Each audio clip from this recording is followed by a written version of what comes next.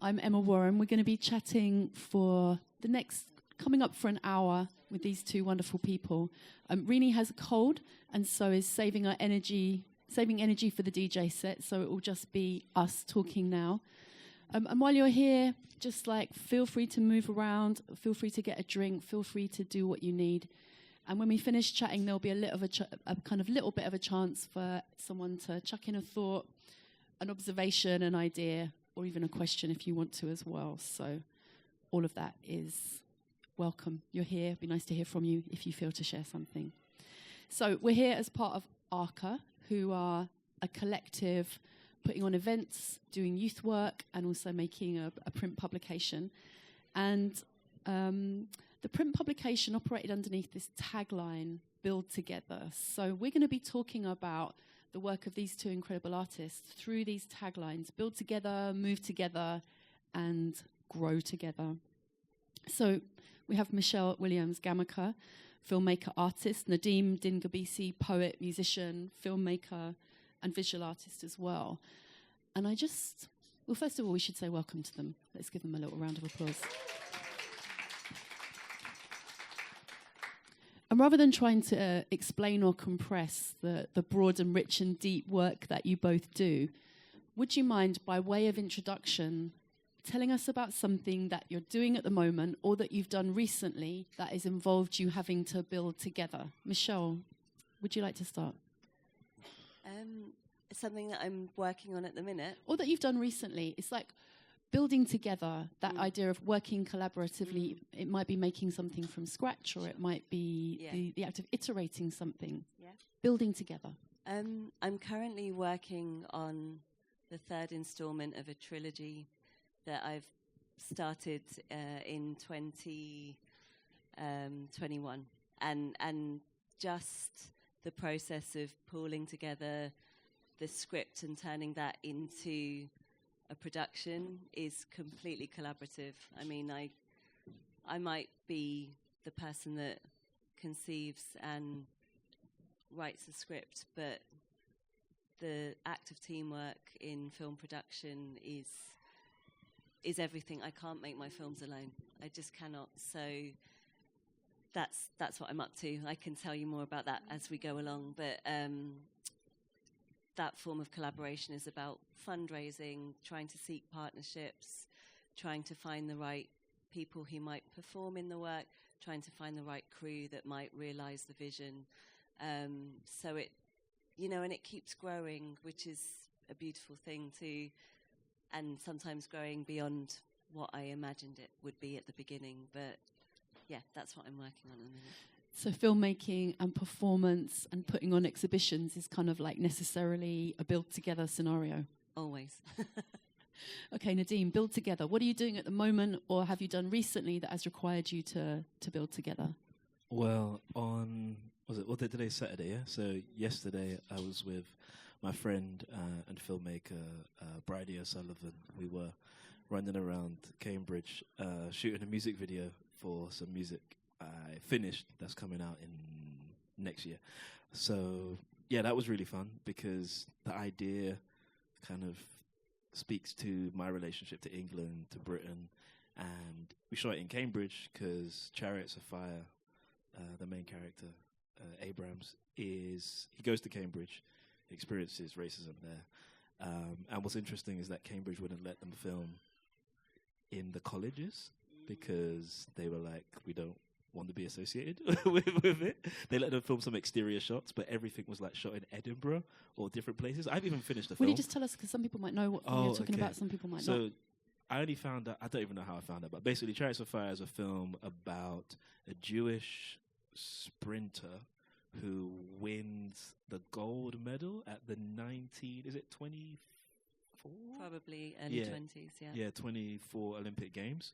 And it kind of contrasts with this quite fervent Christian character and their friendship, basically, that gets them to the Olympics.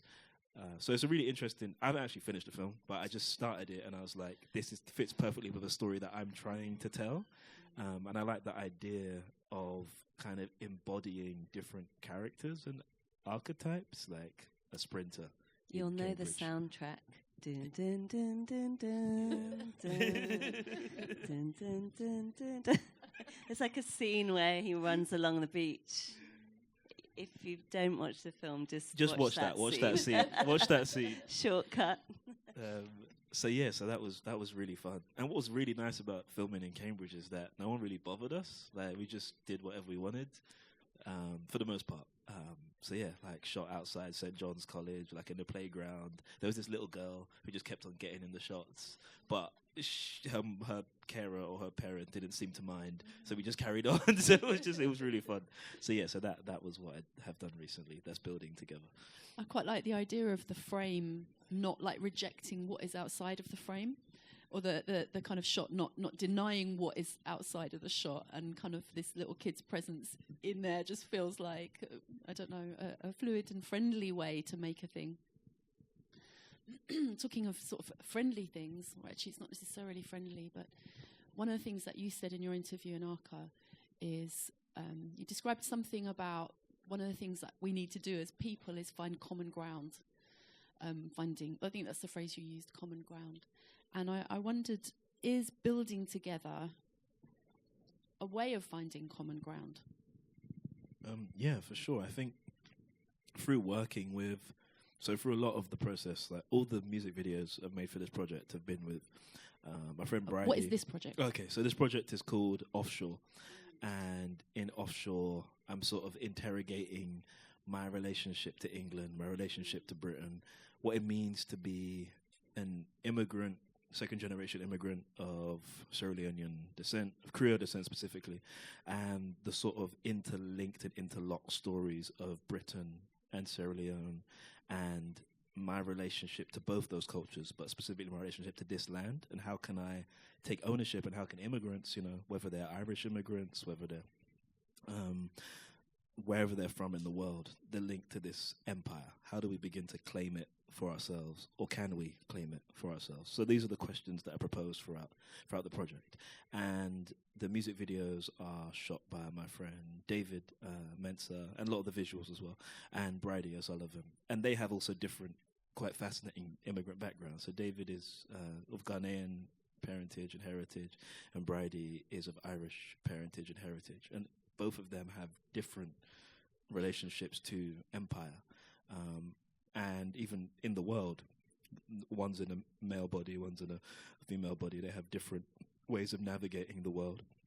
And so working with them is interesting because it requires just different ways of moving and understanding, and different tendencies and different, like, collaborative instincts. And it's just really fun. Like, they're really nice people anyway. And I think that's really what's kind of important to me, is to work with people that I really like, so that the work shows that. I think it's really important to develop friendships through work, but also prior to work, and just to make fun. Like, even if the thing you're dealing with is very heavy, you can enjoy it and it be a cathartic experience, especially when the thing is heavy. Like, it should be collaborative and cathartic. And that's what I enjoy. Yeah, because if the load is heavy, it needs sharing, right? Yeah. And this is a follow-on to Paul. I mean, some of you may be aware of Nadeem's work, which comes under the name Paul, which is like, it's an album, but it's also an installation, and it's also films, and it's also visual art. So is this a kind of follow-on to? Yeah, it's a follow-on, but it's also kind of a departure in some ways, because it's more external, less internal. Like, I think Paul's a very internal project. And I don't think I made it necessarily understanding what it means to be I just wanted to make a project. I didn't really get, like, the rest of it. So it was kind of, in a beautiful way, naive. Like, oh yeah, let's just make this and that's it. But then I didn't really understand, okay, there's other things. I think this is my first project where I'm aware of the industry I exist in. And so I'm a lot more, like, clear-sighted. Could you say what that industry is? Like, what do you observe? So I think I've noticed, well, we were mentioning this prior, that there's ways of, I've noticed that in order to communicate something, you sometimes need to put it in a vehicle that people understand. So you can have, like, really dense things, But I sometimes think, okay, how can I reach someone who may not be drawn towards these quite complex ideas? Well, I can use a sonic that I really like, but is also more, but can that people can dance to. So a lot of this project is kind of more, it's focused on the body and the mind. Then the other project was kind of definitely very head heavy. So now I'm definitely like, okay, can you dance to it? Can you sing it? And still maybe later down the line be like, oh, wow, what is this about? Was this what this was about? Because I think it's something I really love about pop music, but all music. A lot is very common in a lot of West African music and Sierra Leonean music is that people are dancing and enjoying themselves, but the messages can be quite heavy. And it's something I really wanted to tap into, is how to make a popular music whilst saying things that are very dense. I think that was the intent. And understanding the industry and how you can kind of cut through whilst being true to yourself. So you're both in different ways using the containers of your art form to, well, mess with the container, but also convey some very specific ideas and thoughts and ways of rethinking the spaces that you're working in. And Michelle, I thought it was very interesting. Well, first of all, one of the things that you said in ARCA was about the very collaborative way you work on your scripts, sharing them and welcoming differing perspectives. And I think that's a wonderful way to work. I know it will have some challenges as well, no doubt. I wonder if you could just tell us a tiny bit about that part of the process. Why do you do that? So, just trying to put it in a kind of digestible nutshell, a lot of the last 10 years of filmmaking has been quite obsessively looking back at cinema history, specifically looking at certain film stars of colour, the way that they were documented on screen, the way they might have experienced casting discrimination, the way that they might have had to take on marginalised roles in favour of main character roles. So part of that process, I realise, is a duty of care to the histories of the individuals that I'm fictionalising or recasting. I would qualify it by saying that I still write the scripts, but I will have different people kind of looking at the text from a dialogue perspective, to check the script for its historical accuracy. There's a film that I'm about to make called Strange Evidence that it's the kind of contested history of a film star called Mel Oberon, who was Anglo-Indian, possibly Sri Lankan heritage too, and she spent her whole career, she was active in the 30s to the late 70s, she spent her whole career passing as white because she could, but also because the industry could not support the fact that she was dual heritage or a more complex ancestry. So what that meant is, she actively had to lie to be able to perform. But part of what I'm trying to do in the script, and the reason why I've got people to check the script, is I'm trying to have at least about 70% of my recast Mel's dialogue as words that she said, with a little bit of artistic license, and that artistic license I believe I could qualify from my research. But I'm not trying to put too many words into her mouth. I'm trying to acknowledge that actually through some of the fictional text that she spoke, or some of the things that she said in interviews, she was actually speaking her truth, but it was masked through a systematic kind of industry thing. So I'm trying really hard. So then there'll be film historians that will check what I've done, and biographers who have, there's someone in New York writing a new biography on her. Yeah, it's about kind of putting it out and saying, please double check me, because I don't want to repeat a structural violence. And I think it makes it stronger at the end of the day. It's such a tender and careful way to work. I mean, obviously, this is what you do, but it really struck me especially I'm in the process at the moment also of just finishing a book, and I'm sending things out to people, and there's a kind of like a sort of tenacious vulnerability that for me that I have to bring to that process, because I want the criticism, and I want them to throw the stones, because I know it makes the work more robust. So when I read in Arca you saying something like, I don't want to become part of the problem or to replicate the problems, I thought, oh, that's a really perfect articulation of something that I'm experiencing at the moment. And you just used the word fictional as well. Another one of, you have some wonderful little phrases that you use to hang around some of your work or explain your work, and one of them is fictional activism, which obviously that works in lots of different ways. Will you tell us what is fictional activism? I think it's many things, and I don't think, I might coin a term, but I think that a lot of us in this room are doing it. I'm trying to put fictional in front of 3 words specifically: activism, revenge, and healing, because I think because I'm working in a space of making film, and I'm actually actively looking at the fiction machine of 20th century cinema, it's really quite something to place fictional next to these words, because I really believe in genuine, actual, real activism that exists on the streets in smaller communities, in the same way as revenge may take many forms.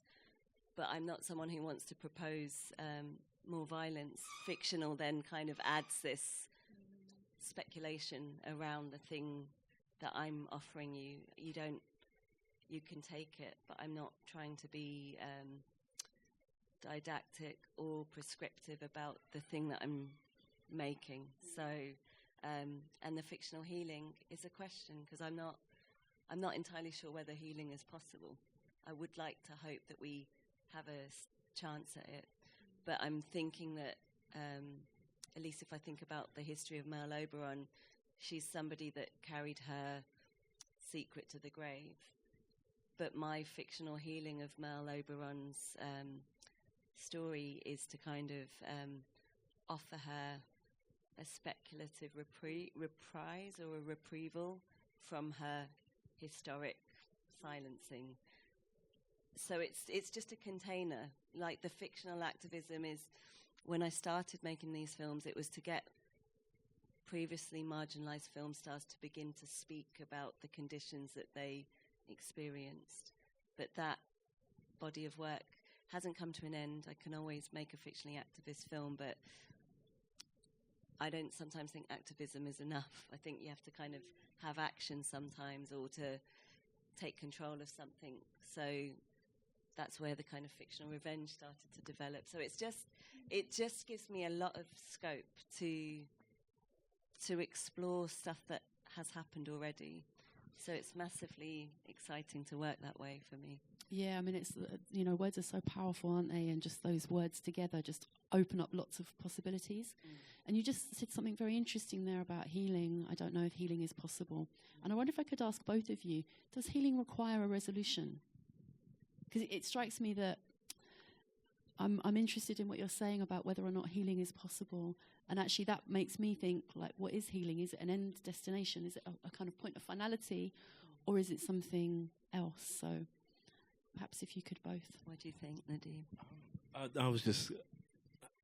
I wanted to go back to what you were saying, but let's move on to this. I think say what you feel. Yeah, I kind of, maybe I'll answer now I'm just kind of fascinated by the whole idea of fictional revenge, activism. What was the other one you said? Healing, yeah. Because I think a lot of the art that I'm interested in creating is interested in all those things, and also kind of blurring the lines about what is the responsibility of especially people of color, immigrants in the new world, like displaced in a new world, but also in their own worlds, displaced by a new world. What is their responsibility to the world? Like, I think a lot of the times, I think about this with climate change, right? People always talk about, you got to recycle and things, which you should do. But the kind of notion that recycling is going to drastically shift or like stop the Atlantic Meridian ocean current from plummeting is nonsense. Like you actually need huge governmental shifts and like human alignment. But because power is so top down, unless we do something radical, which is hard to even envisage because the very thing that hurts us is the thing that keeps us alive. We're kind of constantly in this bind. And a lot of my work tries to wrestle with that, which is fictional but also very real. And like the line between fiction and fact is often not, it doesn't really exist. But back to the healing. I don't know, it's weird. Like healing is, so when you get cut, right, you kind of, your body sometimes calluses or it sometimes goes over, but you may not lose your finger. So perhaps healing doesn't ever stop until you do. If you actively, some of the healing is involuntary. You don't attempt to heal your hand when it's cut. Your body does it for you. And then some of it, you actually have to act on it. Like you have to be, proactive in trying to heal oneself.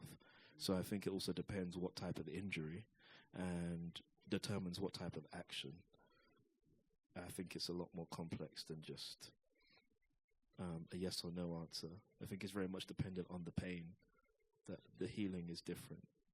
I think that's my thought on it.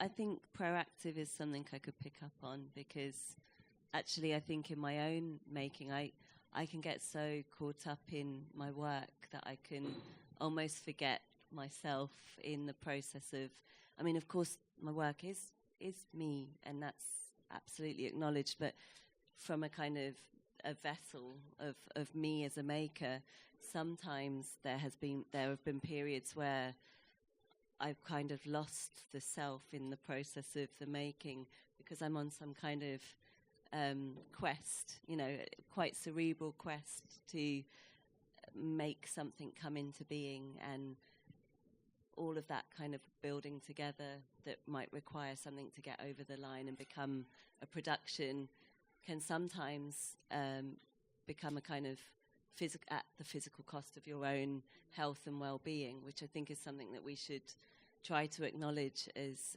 artists and makers, that sometimes it actually can hurt to make, right? Mm-hmm. So, and then sometimes, without oversharing too much, I feel like I've sometimes had periods of quite being almost like immobility, where I'm actually so in my head that I've forgotten the kind of vessel of movement. And recently I've almost tried to, it's the first time, maybe it's because I'm working in this fictionally healing space and thinking a lot about Merle Oberon. I've been thinking about, I've been structuring my week to actually include like 2 key moments of like physical care, like lifting weights, doing Pilates, walking. Like these are like things that I'm actually building in as a kind of part of what making might be. And I have understood, having not given up after 3 months, that there's like a proactive decision, and there's a kind of commitment that is something I've never given myself before. And I don't know what that's about, other than that I've had to prioritize the work, or I have thought that I have had to prioritize making at all costs. And I really want to resist that, because I feel like there's a lot of reasons why any of us might think that we need to get the next book out, or the next film out, or the next song out. But I've started to realize, okay, shit, it costs to actually heal yourself.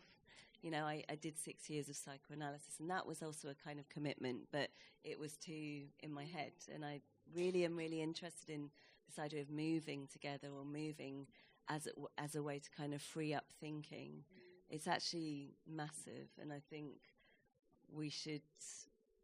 I really want to believe healing is possible, but I don't think it comes with an end point.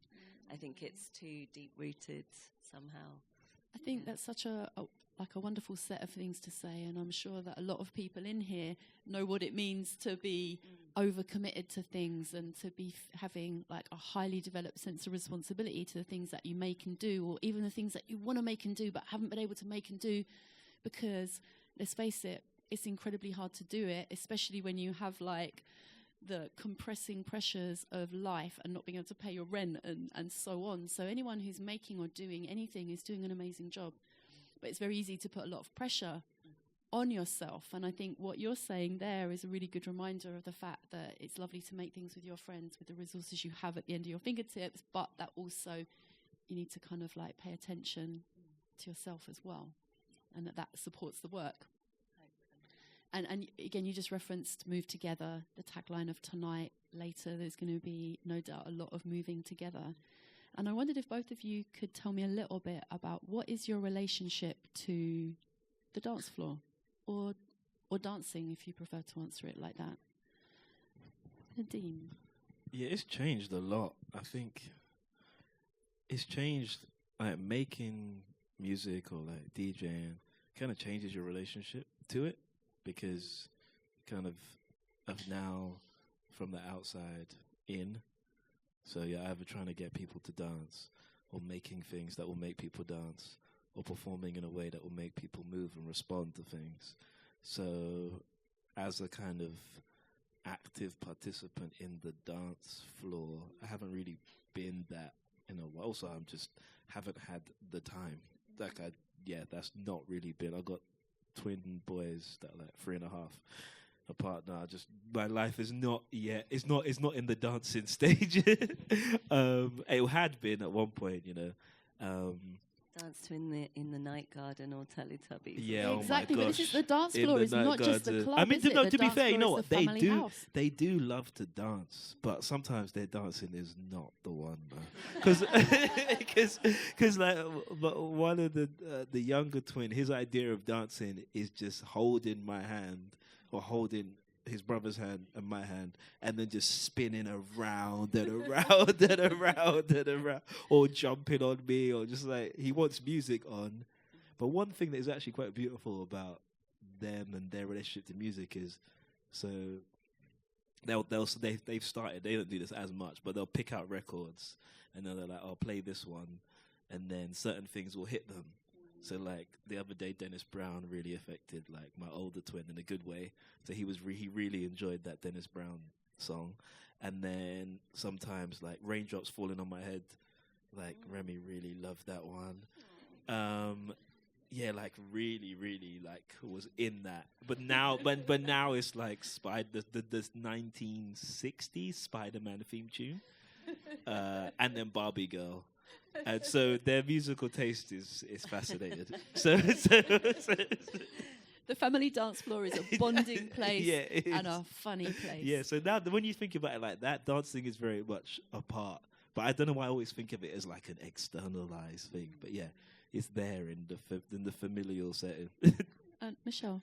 Oh, I just love that answer. I can't really top it. I mean, I did dance with my daughter last night, and we just like went round and round, like there was a spinning thing. Yeah. Like, so yeah, I know what you mean. It's not exactly dancing. I haven't. I love to dance, but I can't say. Yeah, I mean it's been like 20, 30 years of thinking I can dance, but I'm not sure I can. I just think it's really important to move and be in. I think the interesting thing is sometimes dancing feels collective, but often actually it's us dancing in our own conversation with ourselves, but we happen to be doing it in proximity. And so sometimes I've wanted to dance with friends, but I realise we're sometimes just dancing next to one another. But that's okay, because I'm not that coordinated. I'm very dyspraxic. So I think a lot of my dancing ideals sort of are fantasy, which is part of my work as well. But I really love it, and there's like joyful memories of it all the time, and plan to keep making those. So yeah, I mean, it's complicated with children, to get more time on dance floors, but any house party would do. It's fine. And there are little bits of choreography in your films as well, aren't there? Yeah. I noticed. Yeah, recent film Thieves contains, I wouldn't really, I mean, it's not a complex choreography, but it's a moment where Anna May Wong, the Chinese-American film star, has these extras on a film set, and they take over the film set, and Anna May Wong has these animatons, and they basically charge out and do a set takeover, and then deploy a kind of set of moves that actually what I wanted the performers to do, and they did it really well, is in the 1924 source imagery of Anna May Wong, she has these kind of like, she has this propeller headdress, and I don't know if I can hold it. Yeah, please. It's like this move, which is a kind of lotus hand movement in Chinese opera and dance choreography, but it was me trying to get them to mimic Anna's propeller headdress, which of course no nerd's going to know that except me, but it's like this kind of move to kind of take, as much as language in articulating things is important to me, I also think we can do it through the body. Like, of course, there's a long history of dance, like crumping or any form of movement where you're expressing something or resisting something through bodily moves. And so, yeah, that's something that I've started to build into my work, and a future piece I'd like to maybe even move towards a musical or something. So, and that would obviously require a lot of movement and dance, yeah. Nadeem, I'm thinking about your work, and I'm wondering, like, what relationship do you have with choreography or choreographers? Are you working with dancers at all? Not really. I mean, I do want to work with some dancers, but not. Yeah, no, not yet. Maybe in the future I would like to, but I'm definitely thinking of movement. Like when I'm working on, or when I'm working with certain producers, thinking about how to make people dance. And then, like the few times I've played out some of the new records, I'm like, okay, this works because someone's dancing or more people are dancing, and that's good. And sometimes it's just like, okay, they don't need to focus on the words yet. They just need to move their bodies to the music, and then later they can listen to the words and they're home whenever, and they can feel whatever they need to feel and get what they need to get from it. But sometimes it's just kind of hitting people with that. It moves you. And I think about that a lot. And I think kind of one of the great things about, and when I say pop music, I don't necessarily mean like chart music. I just mean like popular music, is kind of its very like root chakra. It's like, okay, you're going to move, or you're going to feel this, or you're going to do that. And so kind of thinking about how to use those things and use other parts of the chakra to kind of speak to different parts of humans and myself. And I think I really find that quite important. Yeah. So I've been So that new stuff, I'm like, yeah, this is going to move people in a different way than work had. It's interesting when you're saying that, because in the Dance Your Way Home book that I made that came out a year or so ago, when I was writing that, I came across this idea of entrainment. And you either have, as a person, high entrainment, you're the one that's just going to start nodding when you hear the tune, or you have low entrainment, you're not going to do that. And some of that is like systemic. Obviously, there's like cultural bits of that as well. But I think I have really high entrainment. So sometimes I'm in a place and I just start moving and I'm like, I really hate this song. What am I doing? Stop. But I'm wondering, apart from this little side thought about entrainment, like what is it that, from the work you've been doing recently, what do you think it is that makes people dance? What in the sounds, what do you think it is that makes a person move? I think sometimes it's like also a familiarity, like a feeling of, oh, I know this.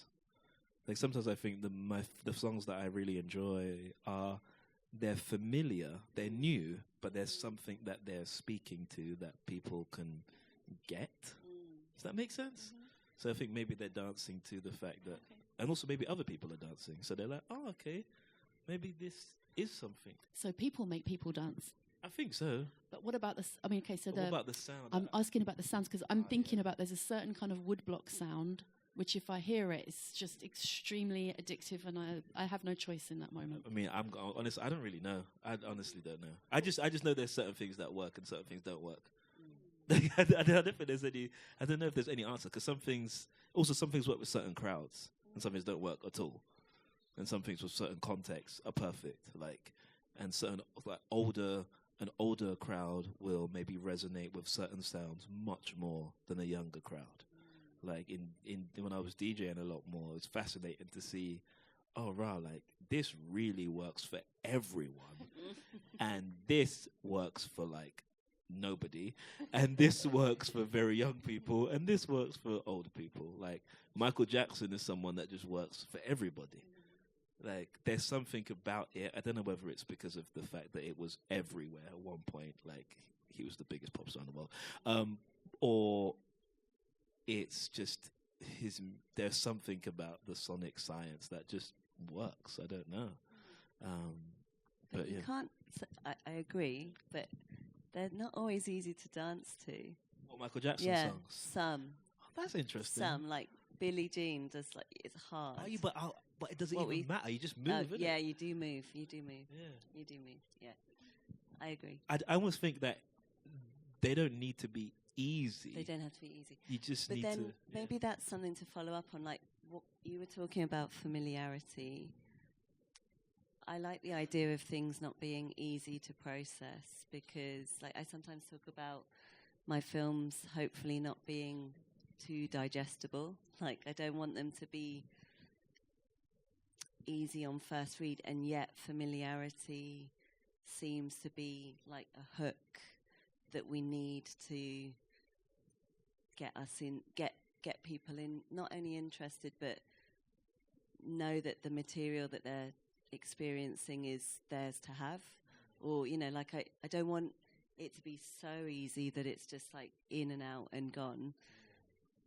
So I don't know, there's something about, it's interesting when you say Michael Jackson's works like got that, doesn't have to be easy, because maybe that's part of this fine line between familiarity and also complexity, or I don't know. Yeah, and I think it's also the like what are the different elements? Like when I think of songwriting, I think, okay, so the production can be familiar and danceable, but the lyrics and the story can be quite dense, and so you're always going back. Like I still don't really know what Billie Jean is about, which makes me want to listen to it more.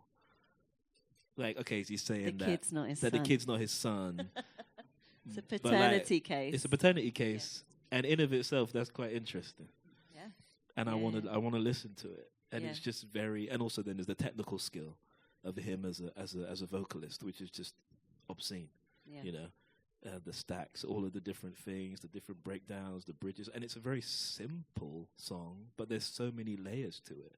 And so I think maybe that's it. It's like with a film or with a piece of a book or any of those things. It's just, I think the layers make it better and more engaging than what could just be quite something very basic. And I think that's maybe what makes people come back to it. It's just layers. I think, films have like really, everything that's really, I think, interesting. I think that's what people come back to. I mean, both of your work is extremely layered. I mean, there are various things that connect your work, but the kind of the layering and the different ways that you can take it. There might be an entry route, but many, many, many different things to be coming away with from it. As you say, quite the opposite from a kind of like in and out. It's like an in and then a percolate. And we've talked a bit about build together, and we've talked a bit about move together. And I think just in this last little bit of our chat, before we see if any of you have anything you want to chuck in, share with us, whatever, it's just this idea of grow together, which is a tagline Arca use for their youth work. And I'm interested to know if there's any youth work around what you do. And if not, if you experienced any youth work yourselves, like going to youth club or being part of a youth project. So Michelle, are either of those the case for you? Yeah, when I left art school, my undergraduate, I spent a long time, like about 10 years, working as an artist educator. This was like a way to fund my practice, just to survive as an artist. I mean, I carried on studying, but working with young people started there for me. And then when I started teaching at Goldsmiths and other art academies, I guess I started to grow with the students who were my tutees. So from like about 2012 on, I have sort of enjoyed watching people graduate and also become artists in their own right. So it's been massive, actually, just to also exhibit alongside some of my former students. So that's one thing. I would also say that I try quite actively in every project that I do to kind of develop a kind of longer-term collaborative process. So this is something that means that film sets have former graduates on board. I try not to make this distinction. I think they're artists just at an earlier stage in their careers. When I shot Thieves, I raised money with the Arts Council to effectively the only way I could get money from the Arts Council. It was a strategic thing, but I basically said that I would turn the whole film set into a training vehicle. So it was this idea of 20 younger filmmakers working on set, being paid, but also, it's not an act of charity. I'm working with them because of their talent. And so there are individuals who are costume designers or set designers or working with the camera team or working in production, more than just running, actually, just really getting involved in costume. So that's one thing.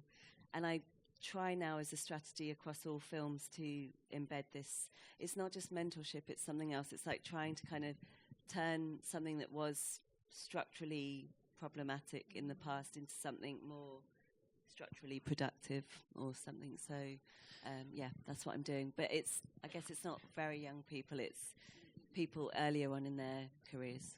I mean, that's a beautiful piece of practice and actually incredibly useful to hear for people who are in here who are also maybe thinking about, as they develop their own practice, how can they be doing those same sorts of things? So thank you for doing it, but for telling us about it as well. Yeah. Nadeem, what about you? Yeah, I mean, my relationship to youth work is I've been a youth worker for some time. Like, I started doing youth work when I was, 16? And then maybe was still doing youth work when I was, not 18, but I went to uni a bit later than the 18 age, 21. Was doing a bit then, stopped at, 23 maybe, got back into it again fairly recently, like a year and a half ago, something like that. So I think in terms of what I've really enjoyed about youth work is, I think you mentioned this before, is that sometimes the youth club environment, that being a really great place to get to know young people, not necessarily about my art, but just as people. I think I prefer it when I'm just speaking to them, and it's not really about anything that I've done. I think I enjoy that a lot more. So that's sort of my relationship has been quite long. I think I have a lot of issues with the charities and their kind of nonsense at times, in the fact that they are not necessarily interested in young people primarily. They are, but also they have to survive. So the funding models and kind of the corporatization of the charitable sector, because our government is useless and doesn't actually fund things for young people. And so it's kind of this new kind of, what's that they call it? They call it the fourth sector. So I've been in a lot of meetings about this and just kind of been crying in my head. Not outside, but crying at home, about how kind of damaging oftentimes when a government fails its people generally, and then also fails its young people. So I've kind of got a lot of frustration with the youth work sector, but in terms of the positive things and like kind of what Fleur was saying about what she's doing, it's very good, and what ARCA are doing, because they are seeing people on eye level, and I think it's important that if you are working with young people, to just see them at eye level as opposed to from the top down. And I think what Michelle was saying about, working with people, and that's a really brave and kind of like, I don't know, I feel like I consider it quite brave to bring people on and be quite open and accepting, and that's a really beautiful thing. Like, I want to eventually try to do that with my work, and that is kind of the example that I think is really important, and it's a great, what Michelle said, to kind of leave with, is that you can bring people along your journey with you, as opposed to kind of not. I think it's a really important thing. I think it's because when I was at art school, this is sort of like late 90s, early 2000s, I used to ask my tutors, but how do you do it? How do you make a 16mm film, or how do you... And there wasn't really ever a clear answer to that. Not because... I don't know whether it was because what I was asking was too much, or whether there was a kind of guardedness at the time in that era of teaching that felt like I never got a satisfactory answer to the questions I had about film or art projects, visual art projects in general. So a lot of my learning obviously was institutional, but there was also a lot of just learning by observation of structures that I was looking at, because I didn't really come from a artistic family, so it sort of came about through just witnessing and thinking, oh, you need these types of people around you to make a film. But similarly, I think that the artistic industry broadly has a lot of gatekeeping to this day. And I think as a result, I have no desire to proliferate that gatekeeping, because I understand, at least from the surface, it looks like things are going well in my career, and it is on one level, but all of that questioning could be with people being part of seeing what that process looks like without, there can be transparency in our making without it being like, yeah, I make films like this, but I'm not going to tell you how I make them, because if I tell you, you're going to become more successful than me. Or actually, I love transparently exposing the structure, because I think it makes the thing stronger. I don't think it compromises it at all. So you saw what was needed and you did it, and respect for that. In a really small way, but I wish we could all have more funding to make the things we make. I'm getting really very worried about where we are in terms of the UK specifically. We've really damaged our cultural field with Brexit, I think, and we've also got a lot of resource allocation to the arts has always been a compromised thing, and I feel like it's kind of problematic because it's making people have to work or compete against one another. But I think that we're going to have to think, if the funding doesn't happen, we're going to have to think about forms of exchange to get productions made. I think we could find ourselves in a position where we're going to have to be extremely clever about getting things made.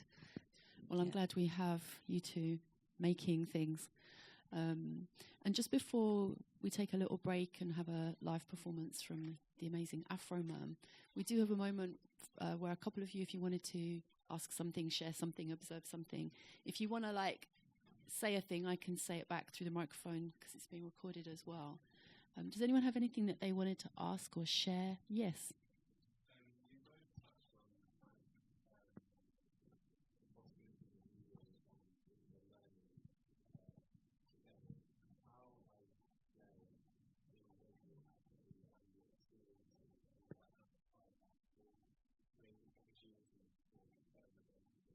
Okay, so you both talked about healing and learning. How does play factor into that for both of you?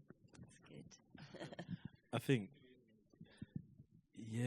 play is kind of like really, it's just really important. It's just really important to have fun whilst you're making what you're making. I think some of my favorite things of recording songs is doing ad-libs, because you can just do very fun things. They might not make the final record, but, you know, working with like producers that are quite fluid, and it's like, yeah, scream there, like, do this, do whatever, and then if it makes it, it makes it. They'll edit it out, whatever. But it's just like really fun, and once you've written and recorded, and that's like the final vocal take, and like you've done it however many times, and then now you do this part, and you're like, that's really fun because you can hear it in the record.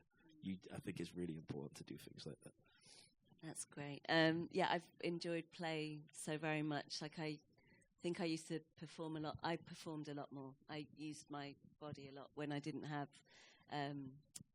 collaborators to perform with. And as I got kind of increasingly shyer in front of the camera, I have been playing with performers, like working with them to make the films. So that's been a big thing. And now I think it's only been about 5 or 6 years, I think, where I've really given myself license to kind of formally play. So the next film I'm making will kind of oscillate between like Technicolor color that's sort of looks like a body horror and is like 1930s sci-fi, whatever that means. And then the other half of the film, it'll cut between color sequences and like a black and white film noir. And I don't know what that's going to look like in a single channel work, but I want to do it. And that is kind of formal play. It's like I'm going to chop it up and mix my genres and have fun all the time if you can. Thank you for that. So is there anyone else that wanted to say something? Okay, so I can see one here. Anyone over here? No? Okay then, yes.